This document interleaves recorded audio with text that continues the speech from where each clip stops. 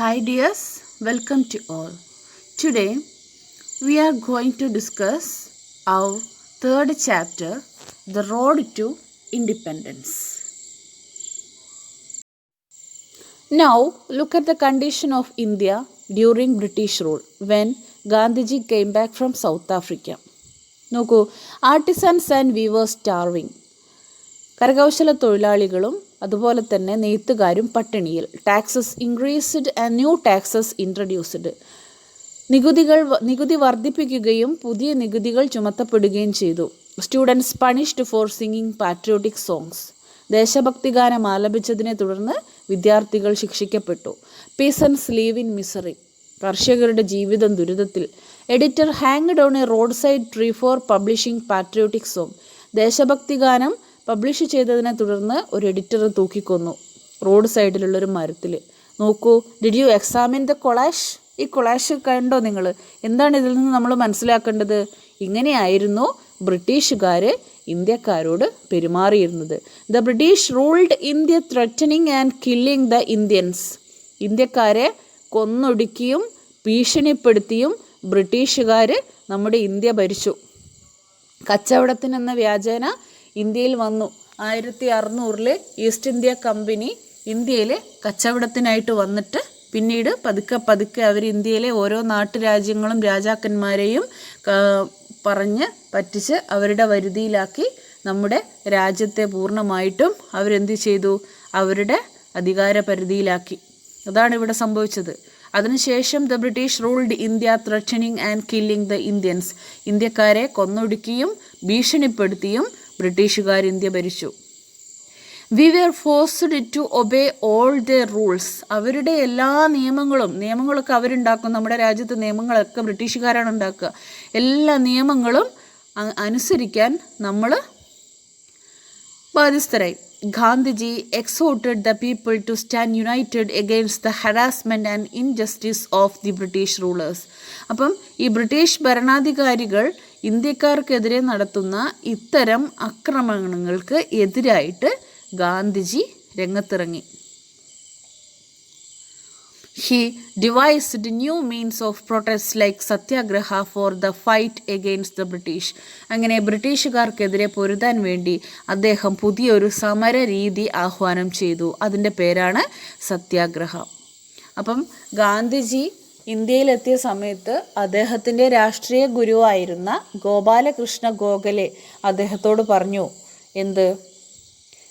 India മൊത്തത്തിൽ നീ സഞ്ചരിക്കണം. ആദ്യം ഇന്ത്യ എന്താണെന്നും ഇന്ത്യക്കാരൻ എന്താണെന്നും മനസ്സിലാക്കിയതിന് ശേഷം മാത്രം പ്രവർത്തനത്തിനിറങ്ങാൻ അദ്ദേഹത്തോട് പറഞ്ഞു. അങ്ങനെയാണ് അദ്ദേഹം ഇന്ത്യയിലൊട്ടാകെ സഞ്ചരിക്കുകയാണ്. അങ്ങനെ ഇന്ത്യയിൽ എല്ലായിടത്തുള്ള അവസ്ഥകൾ അദ്ദേഹം മനസ്സിലാക്കി. അതിനുശേഷം അത് കൂടുതലും കർഷകരും തൊഴിലാളികളുമായിരുന്നു കൂടുതലും ദുരിതം അനുഭവിച്ചിരുന്നത്. അപ്പോൾ അദ്ദേഹം എന്ത് ചെയ്യാണ്? ഗുജറാത്തിലെ സബർമതി നദിയുടെ തീരത്ത് ഒരു ആശ്രമം ഉണ്ടാക്കുകയാണ്. എന്നിട്ട് അവിടെ അദ്ദേഹം കർഷകർക്കും അതുപോലെ തന്നെ മറ്റുള്ളവരുടെ തൊഴിലാളികളുടെയൊക്കെ പ്രശ്നങ്ങൾക്ക് പരിഹാരം കാണുകയാണ് ചെയ്യുന്നത്. അതിനുവേണ്ടി അദ്ദേഹം ആരംഭിച്ച ഒരു സമര രീതിയായിരുന്നു സത്യാഗ്രഹ. അപ്പോൾ എന്താണ് സത്യാഗ്രഹ എന്ന് പറഞ്ഞാൽ? Satyagraha means holding on to truth, സത്യത്തെ മുറുകെ പിടിക്കുക എന്നുള്ളതാണ് Satyagraha. Never accept anything ever opposite, സത്യത്തിനെതിരായിട്ട് എന്ത് സംഭവിച്ചാലും അതൊന്നും അംഗീകരിക്കരുത്. However do not use violence while opposing. അപ്പം സത്യത്തിനെതിരായിട്ട് അല്ലെങ്കിൽ എന്തൊക്കെ സംഭവിച്ചാലും ആക്രമണം ഉണ്ടാവരുത്. Never give up non violence, ആരും അക്രമാസക്തരാവരുത്. ഇതാണ് Satyagraha means holding on to truth, സത്യത്തെ മുറുകെ പിടിക്കുക. ഓക്കെ, അപ്പം Gandhiji simple way of life, pleasing speech, this was enough for him to capture the minds of ordinary people. അപ്പം ഗാന്ധിജിയുടെ ഈ ലളിതമായ ജീവിതവും അദ്ദേഹത്തിൻ്റെ ഈ പ്രസംഗങ്ങളുമെല്ലാം സാധാരണക്കാരായ ജനങ്ങളുടെ ഇടയിൽ അദ്ദേഹത്തിനൊരു സ്ഥാനമുണ്ടായി. People supported him with great enthusiasm. ഇപ്പം ജനങ്ങൾ അദ്ദേഹത്തെ ഒരുപാട് സപ്പോർട്ട് ചെയ്തു. This mass support raised him to the leadership of the Indian National Congress. അങ്ങനെ ഇന്ത്യൻ നാഷണൽ കോൺഗ്രസ്, അതായത് ഒരു ദേശീയ പ്രസ്ഥാനമാണ്, മനസ്സിലായില്ലേ? ഇന്ത്യയിലെ ജനങ്ങൾക്ക് വേണ്ടി രൂപം കൊണ്ട ഒരു ദേശീയ പ്രസ്ഥാനമാണ് ഇന്ത്യൻ നാഷണൽ കോൺഗ്രസ്. അപ്പോൾ ഈ ഇന്ത്യൻ നാഷണൽ കോൺഗ്രസ് എന്നുള്ള ആ ഒരു പ്രസ്ഥാനത്തിൻ്റെ ലീഡറാവാൻ, നേതാവാകാൻ അദ്ദേഹത്തിന് ജനങ്ങളുടെ ഈ പിന്തുണ സഹായിച്ചു. ഓക്കെ, അപ്പോൾ എല്ലാവർക്കും അത് മനസ്സിലായല്ലോ. ഇനി ദ ഫസ്റ്റ് സ്ട്രഗിൾ ഫോർ പീസൻസ്. അപ്പോൾ ഗാന്ധിജിയുടെ കർഷകർക്ക് വേണ്ടിയുള്ള ഗാന്ധിജിയുടെ ഇന്ത്യയിലെ ആദ്യത്തെ സമരത്തെക്കുറിച്ചാണ് ഇനി പറയുന്നത്. The first struggle for peasants. The peasants of Champaran village in Bihar were in great misery. They were forced to cultivate indigo in most of their fields and sell it at a rate fixed by British landowners. എന്താണ് പറയുന്നത്? ബീഹാറിലെ ചമ്പാരൻ എന്ന് പറയുന്ന ഗ്രാമത്തിൽ കർഷകർ നീലം കൃഷി ചെയ്യാൻ വേണ്ടി നിർബന്ധിതരാവുകയാണ്. എന്താണ് നീലം എന്ന് പറഞ്ഞാൽ? നീലയമരി എന്ന് പറയുന്ന ഒരു ചെടിയിൽ നിന്നും ഉൽപ്പാദിപ്പിക്കുന്ന ഒരു ഉൽപ്പന്നമാണ്. അതായത് ആദ്യകാലങ്ങളിലൊക്കെ നമ്മൾ തുണികളിൽ ചായം മുക്കുവാനും തുണികൾക്ക് നിറം നൽകുവാനും, അതുപോലെ നമ്മൾ വെയിറ്റ് വാഷൊക്കെ ഇല്ല അന്നത്തെ കാലത്ത്, ഇന്നത്തെ ഒരു പെയിൻ്റൊന്നുമല്ല. അപ്പം അതിന് വേണ്ടിയിട്ടൊക്കെ നീലം എന്ന് പറയുന്നൊരു വസ്തു ഉപയോഗിക്കുമായിരുന്നു, ഒരു ചായക്കൂട്ട് അത് ഉപയോഗിക്കുമായിരുന്നു. അപ്പം നമ്മുടെ നാട്ടിലല്ല, വിദേശ രാജ്യങ്ങളിൽ ഈ നീലത്തിന് നല്ല മാർക്കറ്റായിരുന്നു. അപ്പം ബ്രിട്ടീഷുകാരെന്ത് ചെയ്തു എന്നറിയോ? ഇന്ത്യയിലുള്ള കർഷകരോട് ഈ നീലയമരി ചെടി കൃഷി ചെയ്യാൻ വേണ്ടി ആവശ്യപ്പെടുകയാണ്. അത് എങ്ങനെയാണ് കൃഷി ചെയ്യേണ്ടത്? ഇന്ത്യയിലെ കർഷകർക്ക് കുറച്ച് സ്ഥലം ഉണ്ടാവും, അവരവിടെ നമ്മുടെ ഗ്രാമത്തിന് വേണ്ടിയിട്ടും അവരുടെ കുടുംബത്തിന് വേണ്ടിയിട്ടും ഉള്ളതാണ് അവർ കൃഷി ചെയ്യുന്നത്. പക്ഷേ ബ്രിട്ടീഷുകാർ അവരോട് പറയാണ് നീലം കൃഷി ചെയ്യാൻ വേണ്ടി. അതും നല്ല ഫലഭൂയിഷ്ഠമായ ഭാഗങ്ങളിൽ, കൂടുതൽ ഭാഗങ്ങളിലും എന്ത് കൃഷി ചെയ്യണം? നീലം കൃഷി ചെയ്യണം. ഇതാണ് കർഷകരോട് ബ്രിട്ടീഷുകാർ ചെയ്ത പണി. അതുമാത്രമല്ല, അവരുടെ സ്ഥലത്ത് കർഷകർ കൃഷി ചെയ്ത് കഴിയുമ്പം തോട്ടമുടമകൾ ബ്രിട്ടീഷുകാരായിരിക്കും. അപ്പോൾ ബ്രിട്ടീഷുകാർ തന്നെ ആ നീലത്തിനൊരു വില നിശ്ചയിക്കും. പോരാത്തതിന് അവിടെ കൃഷി ചെയ്യണമെങ്കിൽ എന്ത് ചെയ്യണം? ബ്രിട്ടീഷുകാർക്ക് കർഷകർ നികുതി കൊടുക്കുകയും വേണം. ഇതാണ് അവസ്ഥ. മനസ്സിലായോ? Later these British landowners levied excess taxes too. അങ്ങനെ അമിതമായ നികുതിയും ഏർപ്പാടാക്കി. Thus, after each harvest, the farmers became more and more debt-ridden. ഇങ്ങനെ ഓരോ വിളവെടുപ്പ് കഴിയുമ്പോഴും നമ്മുടെ കർഷകർ കൂടുതൽ കൂടുതൽ കടത്തിലേക്ക് വരികയാണ് ചെയ്യുന്നത്. ഈ ഒരു അവസ്ഥയെക്കുറിച്ച് കേട്ടറിഞ്ഞ ഗാന്ധിജി അദ്ദേഹത്തിൻ്റെ അനുയായികളോടൊപ്പം ചമ്പാരനിൽ എത്തിച്ചേരുകയാണ് ചെയ്യുന്നത്. Gandhiji and his followers reached Champaran. Then Gandhiji led a satyagraha struggle against the British and set the persons free from misery. അങ്ങനെ സത്യാഗ്രഹ എന്ന് പറയുന്ന ആ സമരമാർഗത്തിലൂടെ ഗാന്ധിജി എന്ത് ചെയ്യാണ്?